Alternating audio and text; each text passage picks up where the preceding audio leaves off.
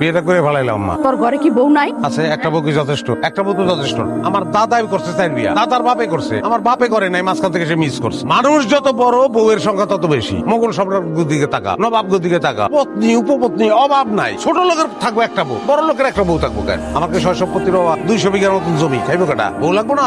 আরো অনেক বউ লাগলো, দুইটা তো থাকবো না আমি। মা বড় আপা, আমার বড় বউ, যাও সালাম করো। আমি আজকে আরে আরে আরে বেউসনের মতো ঘটনা তো নয়। আরে বেউসনের কি আছে? আম্মা আম্মা আম্মা আম্মা তুমি ভিতরে না, দুই জায়গায় ধরে রাখছি, তোমার ধরতে পারবো না। আম্মা আম্মা, জীবনটারে এত সিরিয়াসলি নেওয়ার কিছু নাই। মানে জীবনটাকে সিরিয়াসলি নিতে নাই। ম্যানেজ মর্টাল, মানুষ মরে যাবে, কিন্তু এই দুনিয়াতে থাকবা না। তাহলে এই দুনিয়া নিয়ে, এই দুনিয়ার জীবন নিয়ে তুমি এত চিন্তা করবা কেন?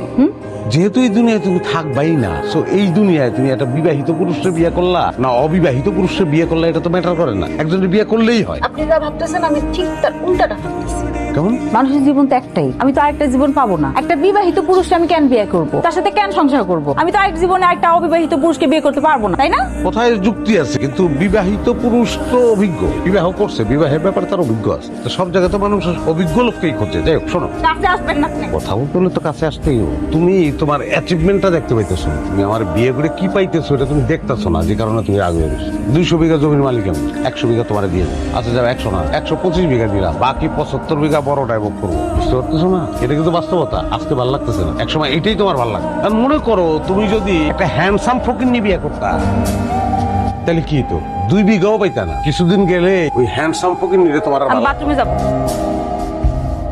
আপনার যাওয়া লাগবে না, কোন দিকে সেটা খালি বলে দেন। ভুটানের বাইরে বাম কোনায়, তাড়াতাড়ি এসো। হ্যালো আব্বা। কেমন আছিস মা? ঠিক মতো পৌঁছাইছিস? জি আব্বা, ঠিক মতো পৌঁছাইছি। তোর কথা এরকম শোনা যাচ্ছে কে মা? কিছু হয়েছে?